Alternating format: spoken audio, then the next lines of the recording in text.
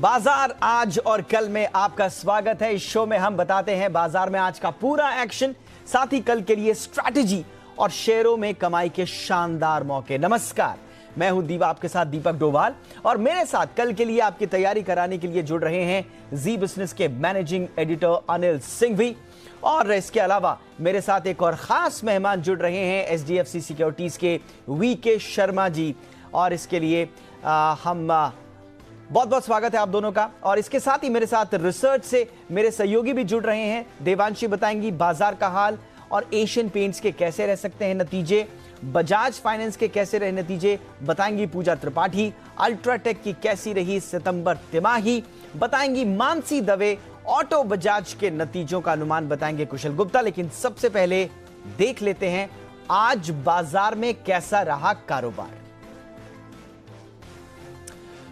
तो घरेलू बाजार में तेजी का सिलसिला आज लगातार चौथे सत्र में जारी रहा। बीच में 1 घंटे तक बिकवाली का दबाव भी दिखा, लेकिन बाजार इससे उबरने में आखिरकार कामयाब रहा। आज निफ्टी 11,930 पर बंद हुआ, वहीं सेंसेक्स भी 163 अंक चढ़कर 40,707 के स्तर पर बंद हुआ। बैंकिंग शेयरों में तेजी के कारण बैंक निफ्टी 300 अंकों से ज्यादा चढ़ा। रियल्टी इंडेक्स ने 4.5% की छलांग लगाई। मेटल इंडेक्स 2.5%, जबकि निजी बैंक और फाइनेंशियल सर्विसेज इंडेक्स 1.25% चढ़े। और आगे बढ़ने से पहले देख लेते हैं आज संस्थागत निवेशकों ने कितनी खरीदारी या फिर बिकवाली की है। तो एफआईआईज यानी कि विदेशी संस्थागत निवेशकों ने कैश मार्केट में करीब 2108 करोड़ रुपए की खरीदारी की है। वहीं डीआईआईज यानी कि घरेलू संस्थागत निवेशकों ने करीब 1634 करोड़ रुपए की बिकवाली की।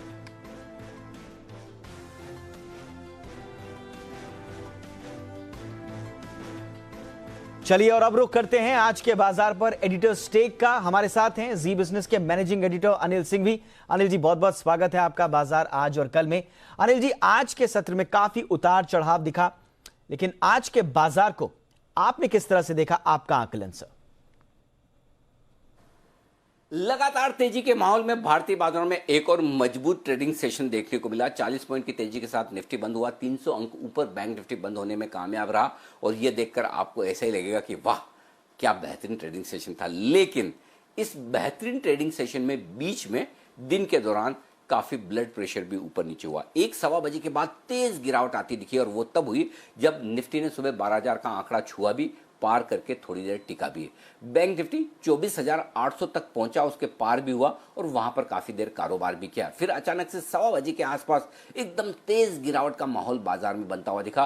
क्यों गिरा किसी को पता नहीं, लेकिन एक झटके में 500 पॉइंट बैंक निफ्टी निकल गया, 150-200 पॉइंट निफ्टी ऊपरी स्तर से निकल गया। और उसके बाद आखिरी घंटे में फिर से धीमे धीमे 2:15 बजे के बाद से रिकवरी लौटती हुई दिखी, और जो क्लोजिंग हुई वो आपके सामने बिल्कुल भी डराने वाली नहीं है। लेकिन दिन के दौरान डर एक बार जरूर बना जो बाजार में हुआ। तो बहुत तेज गिरावट, और उस तेज गिरावट के बाद बाजार संभलते हुए बेहतरीन तरीके से आपको नजर आए। तो क्लोजिंग उतनी बुरी नहीं, ट्रेंड बरकरार है। ग्लोबल मार्केट्स ठीक है। भारतीय बाजारों के बंद होते वक्त डाउ फ्यूचर्स हल्के हरे निशान में थे। हालांकि यूरोप कमजोर था, लेकिन उसके बावजूद निचले स्तरों से जो स्क्रीन पर खरीदारी हुई वो बाजार की ताकत भी दिखाती है। तो मजबूती का रुझान बरकरार है, और ट्रेडर्स हर गिरावट में खरीदारी करने की कोशिश कर रहे हैं। एफआईज की तरफ से जो बिकवाली के खरीदारी के जो मजबूत आंकड़े आते दिख रहे हैं वो बाजार में जोश बढ़ते हुए नजर आ रहे हैं। तो ओवरऑल कह सकते हैं उतार चढ़ाव भली तगड़ा रहा हो, लेकिन ट्रेडिंग सेशन एक बेहतरीन था। ये कहते हैं ना कि अंत भला तो सब भला, तो क्लोजिंग अच्छी तो सब कुछ अच्छा। तो दिन के दौरान उछल कूद करने के बाद बाजार मजबूती के साथ बंद होने में रहे कामयाब। चलिए, इस तरह से शो की शुरुआत हो चुकी है दमदार आज के मार्केट के ओवरऑल एनालिसिस से, और अब जरा बारीक विश्लेषण करते हैं बाजार में आज किन किन सेक्टर्स में सबसे ज्यादा एक्शन देखने को मिला। यह बताने के लिए हमारी रिसर्च टीम है। सबसे पहले मैं रुख करता हूं देवांशी आशर का। देवांशी, बताइए आज बाजार में खबरों के चलते किन सेक्टर्स में कैसा एक्शन दिखा? आखिरी 1 घंटे की जबरदस्त वॉलेटिलिटी के बाद बाजार में लोअर लेवल से अच्छी रिकवरी आती हुई दिखी। आप देखिए सारे इंडाइसेस लाल निशान में फिसलते हुए दिखे थे, लेकिन उसके बाद शानदार रिकवरी निफ्टी बैंक निफ्टी में और सेंसेक्स में आती हुई दिखी और निफ्टी बैंक ने सबसे ज्यादा गेन्स यहाँ पे दिखाए। हरे निशान में फिर एक बार आज बाजार बंद होते हुए दिखे। सबसे पहले वायदा बाजार की बात करें तो आज टायर स्टॉक्स में अच्छा एक्शन आता हुआ दिखा। अपोलो टायर्स अच्छे वॉल्यूम्स के साथ यहाँ खरीदारी दिखी। Power grid, LIC housing, UltraTech cement नतीजों के बाद यहाँ पे भी अच्छी तेजी आती हुई दिखी है। साथ ही अगर लूजर्स की बात करें तो ब्रिटानिया और कोलगेट, आज FMCG स्टॉक्स पर थोड़ा सा दबाव था।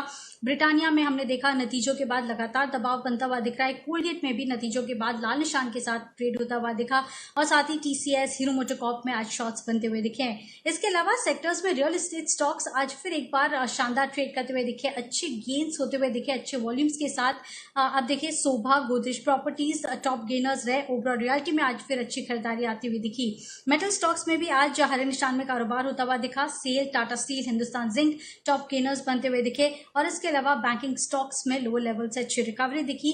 निजी बैंक जैसे कि Axis, HDFC bank, Kotak, ICICI bank सब ने रिकवरी दिखाई है और आखिर में FMCG स्टॉक्स थे जो कि लाल निशान में आज ट्रेड करते हुए दिखे। टाटा कंज्यूमर प्रोडक्ट्स, डाबर जैसे स्टॉक्स पर दबाव आता हुआ दिखा और इसके अलावा दिन भर जो जी बिजनेस पर आपको स्टॉक्स रिकमेंड किए थे उसमें आपकी अच्छी कमाई होती हुई दिखी है। गोदरेज प्रॉपर्टीज आपको चार्ट कॉर्नर में रिकमेंड किया गया था। M&M फाइनेंस आपको सुमित जी की रिकमेंडेशन थी। इंडेक्स और इंडाइसिस पर आज आपको अच्छे कॉल्स मिलते हुए दिखे। जय ठक्कर, अनिल सिंघवी की तरफ से भी आज आपको ट्रेडिंग आइडियाज मिलते हुए दिखे जहां पे आपकी कमाई होती हुई दिखी है। कुल दिन भर अगर आप देखें पॉजिटिवली मार्केट्स ट्रेड होते हुए दिखे। आखिरी 1 घंटा काफी वॉलेटाइल बना, लेकिन अच्छी रिकवरी लोअर लेवल से देखने मिली थी। बिल्कुल, जी बिजनेस ने हमेशा की तरह आज भी आपकी कराई कमाई और कल की कमाई के लिए भी हम बिल्कुल तैयार हैं। हमारे साथ खास मेहमान जुड़ चुके हैं। हमारे साथ हैं HDFC सिक्योरिटीज के VK शर्मा जी, जिनसे हम जानेंगे कि कल कहां ट्रेडिंग का मौका बनेगा। साथ ही पोजिशनल और लॉन्ग टर्म में भी बात करेंगे, उनसे एक्शन पूछेंगे। VK शर्मा सर, एक बार फिर से आपका स्वागत है। सबसे पहले अगर किसी को कल के लिए ट्रेड लेना है तो आपकी इंट्राडे पिक क्या होगी सर? 2 पिक हैं, दोनों ही फाइनेंशियल सर्विसेज से हैं। एक पिक है 1 दिन के लिए और दूसरी पिक है 1 सप्ताह के लिए, 4 या 5 सेशन के लिए। लेकिन मजे की बात यह है कि दोनों ही इंटरचेंजेबल हैं। आप 1 दिन वाले को भी 1 सप्ताह बना सकते हैं, 1 सप्ताह वाले को भी 1 दिन बना सकते हैं। सिर्फ स्टॉप लॉस का ध्यान रखना पड़ेगा। फिर भी मेरी तरफ से 1 दिन का स्टॉक है कोटक बैंक। यहाँ पे 1392 रुपए पे ये स्टॉक ले सकते हैं और इसका स्टॉप लॉस रहेगा 1372 रुपए और टारगेट रहेगा 1426। ये अपने 200 दिन के एक्सपोनेंशियल मूविंग एवरेज के ऊपर बंद आए हैं और यहाँ पे स्ट्रेंथ है। फाइनेंशियल्स के अंदर स्ट्रेंथ लगातार बनी रहेगी। तो लगे हाथों में 1 सप्ताह वाला भी बता देता हूँ, जो एक छोटा स्टॉक है मनापुरम फाइनेंस, और यहाँ पे आप 167 रुपए पे इसको ले सकते हैं। 162 रुपए का स्टॉप लॉस और टारगेट रहेगा 176। ये भी वो स्टॉक है जो फ्लैग पैटर्न बना के ब्रेकआउट इसने दिया है और दोनों ही जो स्टॉक हैं वो सेक्टर की टेल विंड उनके साथ है। माहौल अच्छा है तो इसमें आपकी पतंग भी उड़ सकती है। स्टॉप लॉस का ध्यान रखें। ओके सर, तो इंट्राडे के साथ साथ पोजिशनल भी पिक सर ने बताई। अब जरा आगे बढ़ते हैं, वापस लौटेंगे सर के पास, लेकिन फिलहाल मैं आगे बढ़ता हूं और आज बजाज फाइनेंस के तिमाही नतीजे पेश किए गए हैं। कैसे रहे बजाज फाइनेंस के नतीजे बताने के लिए मेरे साथ जुड़ गई हैं मेरी सहयोगी पूजा त्रिपाठी। पूजा, बताइए सितंबर तिमाही में बजाज फाइनेंस के नतीजे कैसे रहे और एक खास बात, NPA के मोर्चे पर क्या कोई राहत मिली या नहीं मिली? जी, बजाज फाइनेंस के जो नंबर्स आए हमारे अनुमान से काफ़ी बेहतर थे। हालांकि जैसा कि माना जा रहा था कि सालाना आधार पर थोड़ा दबाव ज़रूर मिलेगा, लेकिन तिमाही दर तिमाही अगर देखेंगे तो रिकवरी देखने को मिली है। NII हम अनुमान करे थे करीब 3,800 के आसपास, लेकिन उसके उलट 4,165 करोड़ के जो ब्याज से आय के फिगर्स हैं वो कंपनी ने दर्ज किए हैं। मुनाफा 985 करोड़ का हम अनुमान कर रहे थे, उसके सामने 965 करोड़ का आया है। वजह है प्रोविजनिंग के जो फिगर्स है हम 1500 करोड़ के आसपास की उम्मीद कर रहे थे, लेकिन उसके सामने कंपनी ने करीब 1700 करोड़ की अतिरिक्त प्रोविजनिंग कर ली है अपने कोविड-19 इम्पैक्ट के सामने भी। तो इस वजह से हम देख रहे हैं कि मुनाफे में हल्का दबाव देखने को मिला, लेकिन ग्रॉस NPA और नेट NPA के फ्रंट पर नंबर्स अनुमान से काफी बेहतर है और दोनों में ही गिरावट यहाँ पर देखने को मिली है। तो कुल मिलाकर अगर बात करें तो अनुमान से बेहतर नंबर है और तिमाही दर तिमाही पर नंबर्स में रिकवरी देखने को मिल रही है। ऑलराइट शर्मा सर, मुनाफा 36% गिरा लेकिन NPA में थोड़ी राहत। आपका एनालिसिस सर बजाज फाइनेंस पर? Bajaj finance number 1 finance company है और इसके जो सिस्टम्स हैं वो बहुत ही अच्छे हैं, और इनका जो लोन देने के पहले जो इनकी प्रक्रिया होती है, जो प्रोसेस है, वो बहुत ही साइंटिफिक है। ये जान सकते हैं कि किसको लोन देना चाहिए, किसको नहीं देना चाहिए, और उसके बाद में लोन की उगाही का भी इनका जो प्रोसेस है वो बहुत ही सुदृढ़ है। तो मैं समझता हूँ कि ये जो जब माहौल सुधरेगा तो ये स्टॉक और भी अच्छा करेगा, और स्थिति के सुधरने के बाद इनकी जो ग्रोथ होगी वो इंडस्ट्री से बेहतर होगी। तो अभी वक्त थोड़ा सा ठंडा है, थोड़ा आरा सुस्ता सकता है स्टॉक, लेकिन बने रहना चाहिए। ऑलराइट, बने रहने की सलाह शर्मा सर की। अब आगे बढ़ते हैं। बजाज फाइनेंस के अलावा आज अल्ट्राटेक ने भी अपने सितंबर तिमाही के नतीजे पेश किए हैं। सितंबर तिमाही में कंपनी ने कितना मुनाफा बनाया या फिर गंवा दिया, ये बताने के लिए हमारे साथ जुड़ गई हैं मानसी दवे। मानसी, बताएं, अल्ट्राटेक के नतीजे अनुमान के मुताबिक रहे या फिर उससे बेहतर कहें? जी बिल्कुल, देखिए अल्ट्राटेक सीमेंट के नतीजों से अनुमान हम स्ट्रॉन्ग नंबर्स का ही लगाकर चल रहे थे और ठीक वैसा ही हुआ। इनफैक्ट अनुमान से भी अच्छे नतीजे आते हुए देखने को मिले हैं। कंपनी की बिक्री 8% तक बढ़ी है। हमारा अनुमान था 9,704 करोड़ का, जबकि बिक्री जो है 10,018 करोड़ पर जाती दिखी है। कंपनी के मार्जिन 19.5% से 25.4% पर जाते दिखे। अनुमान हम 21% का लगाकर चल रहे थे। वहीं मुनाफे के फ्रंट पर आप देखिए करीब 90% की बढ़त हाथ लगी है। 991 करोड़ के एक्सपेक्टेशंस थे, जबकि कंपनी का मुनाफा 1208 करोड़ पर जाता हुआ देखने को मिला है। साथ ही कामकाजी मुनाफे के फ्रंट पर भी 41% का इजाफा रहा है। तो हर लिहाज से नतीजे जो हैं काफी अच्छे आते दिखे हैं। सालाना आधार पर वॉल्यूम्स में 20% की बढ़त रही, वहीं उत्पादन खर्च में 6% की गिरावट देखने को मिली। कैपेसिटी यूटिलाइजेशन इनके 68% पर रहे। वहीं कंपनी ने कर्ज कम करने की भी कोशिश की है। इस तिमाही कंपनी ने 2,519 करोड़ का कर्ज चुकाया है और अब जो मौजूदा कर्ज है वो 12,132 करोड़ का रह गया है। ग्रामीण भारत से मांग में लगातार बढ़त देखने को मिल रही है, जिसका सीधा फायदा कंपनी के कारोबार को और इवेंचुअल इंपैक्ट नतीजों पर पड़ता दिखा। और साथ ही वॉल्यूम्स में जो बढ़त रही, इसका सीधा असर मार्जिन और मुनाफे के फ्रंट पर देखने को मिला। तो हर लिहाज से अल्ट्राटेक सीमेंट के नंबर्स शानदार रहे हैं। चलिए, तो अल्ट्राटेक के नतीजे रहे शानदार। शर्मा सर, नतीजे तो वाकई में शानदार हैं, लेकिन इनका इंपैक्ट आगे किस तरह से रहेगा सर? देखिए सर, ये जो प्रोसेस है कि वापस एक बार शुरू हुई है सीमेंट का यूसेज, तो ये आगे चल के और जोर पकड़ेगा। हमारी जो इकोनॉमी अभी उभर रही है, ये आगे चलते जो अभी सरक रही है, वो आगे चल के न सिर्फ चलेगी बल्कि दौड़ेगी भी। तो ऐसे वक्त के अंदर, जब ऐसे माहौल के अंदर इनका ये जो नतीजा है, तो आगे चलते हुए ये नतीजे और बेहतर होंगे। इंडस्ट्री लीडर है तो अल्ट्राटेक में तो बिल्कुल बने रहने की बात है।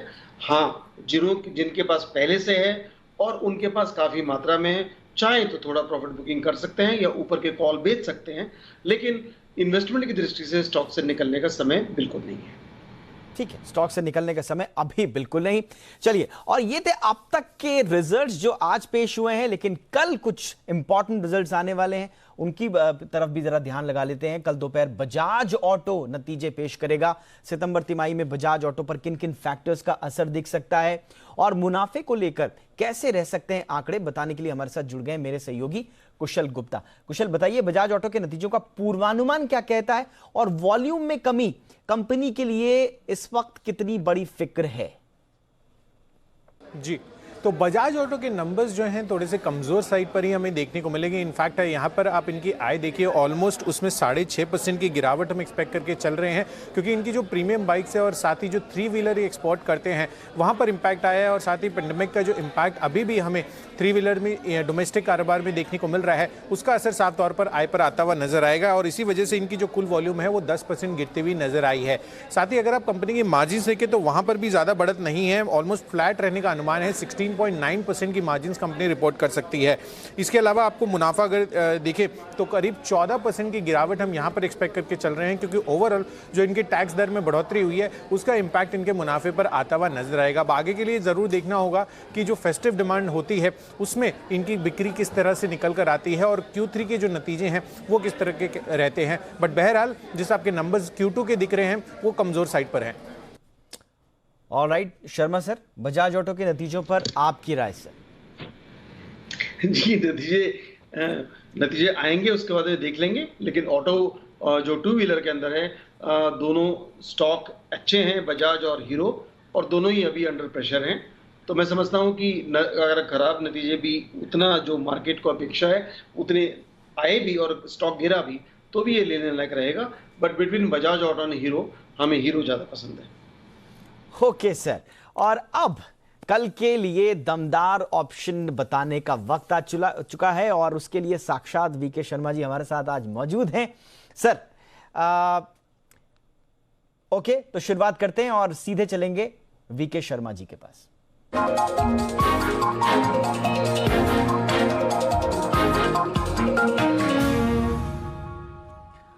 ओके शर्मा सर, तो आज कौन सा ऑप्शन बता रहे हैं आप दर्शकों को जो कल बम्पर कमाई या अच्छी कमाई करा सकता है? दीपक भाई, आपको और आपके सभी दर्शकों को नमस्ते, और मेरी ये भगवान से प्रार्थना, मां स्कंद माता से प्रार्थना कि आप सभी पर उनकी जो कृपा दृष्टि है बनी रहे और आपका जीवन दिनों दिन अच्छा रहे और स्वस्थ रहे। बहुत बहुत धन्यवाद। अब दो स्टॉक है मेरे पास जो मैं ऑप्शन के तौर पे लेके आया हूँ। एक तो जो टेक्नोलॉजी का लीडर है इन्फोसिस, और दूसरा है स्टील का जो तगड़ा खिलाड़ी JSW स्टील। तो इन्फोसिस के अंदर हम 1160 की कॉल 11 रुपए पे ले सकते हैं, स्टॉप लॉस रहेगा 7 रुपए और टारगेट रहेगा हमारा 19। JSW स्टील जो मेरा फंडामेंटल पिक भी है वो ट्रेडिंग भी उसमें की जा सकती है। 330 का कॉल आप ले सकते हैं 5 रुपए 75 पैसे पे, स्टॉप लॉस रहेगा 3.5 रुपए, टारगेट रहेगा 9.5 रुपए। ये ध्यान रखिए कि ये अगर मार्केट किसी कारणवश कल अगर थोड़ा सा कमजोर खुलता है तो आप अपने ऑप्शन की प्राइसिंग को उसमें से जिस भाव पे मैंने बताया है उसे 1 रुपए कम कर सकते हैं आप खरीदने के भाव पे, लेकिन स्टॉप लॉस के अंदर वही बनाए रखिए। ठीक है, ये ध्यान रखिए। और कभी भी आप स्टॉप लॉस, एक बार भाव बढ़ जाए स्टॉप लॉस को साथ साथ ऊपर बढ़ाइए। एक प्रॉफिटेबल ट्रेड कभी भी लॉस में नहीं जाना चाहिए। जी ओके, धन्यवाद थैंक और जय हिंद। और अब वक्त है कल के लिए बाजार पर स्ट्रैटेजी जानने का, और इस वक्त हमारे साथ जी बिजनेस के मैनेजिंग एडिटर अनिल सिंह भी जुड़े हुए हैं। अनिल जी, कल के लिए बाजार को कहां से ट्रिगर मिलेंगे ये सब जानना चाहते हैं, और इसके अलावा निफ्टी और निफ्टी बैंक के लिए अहम लेवल्स क्या होंगे सर?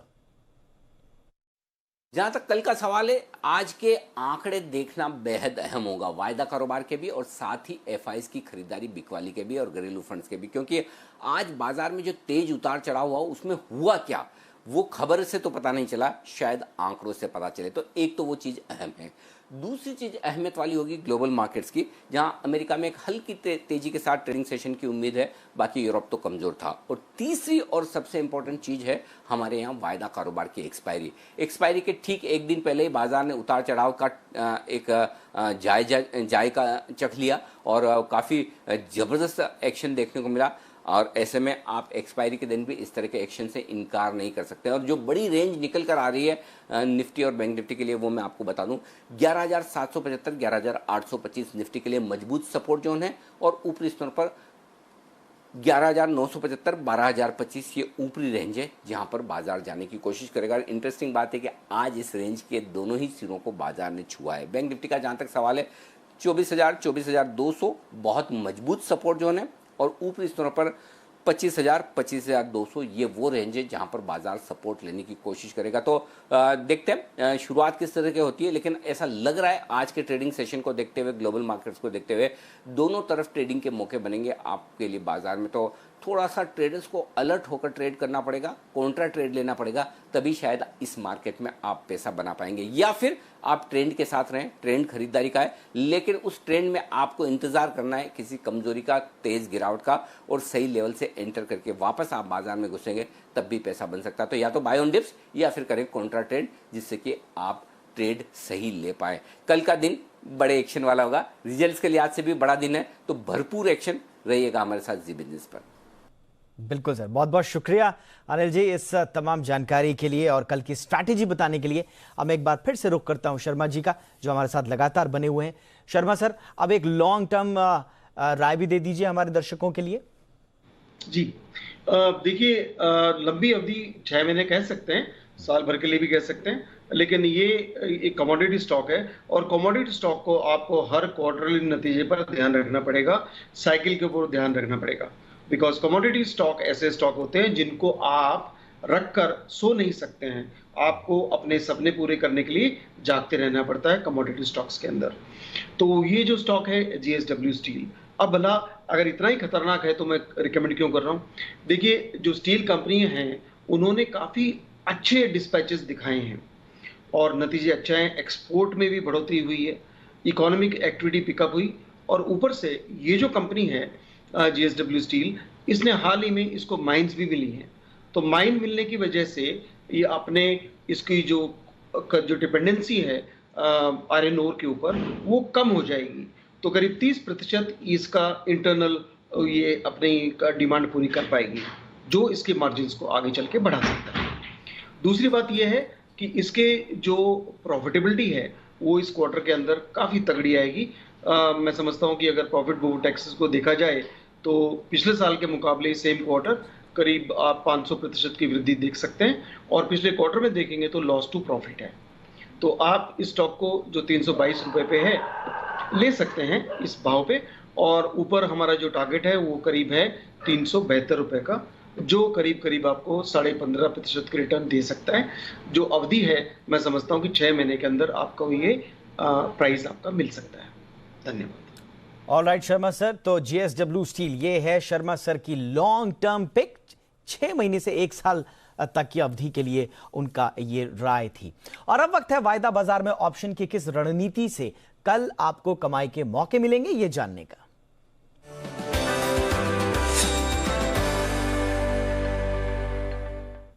और आज ऑप्शंस की स्ट्रैटेजी बताने के लिए इस वक्त हमारे साथ जुड़ चुके हैं SMC ग्लोबल के नितिन मुरारकर जी। नितिन जी, बहुत बहुत स्वागत है आपका। बताएं सर, कल ऑप्शंस के जरिए कहां पर मौके बन रहे हैं? देखिए, कल वीकली एक्सपायरी है और एक्सपायरी रेंज जो लग रही है वो 11,900 से 12,000 के बीच में एक्सपायरी होनी चाहिए।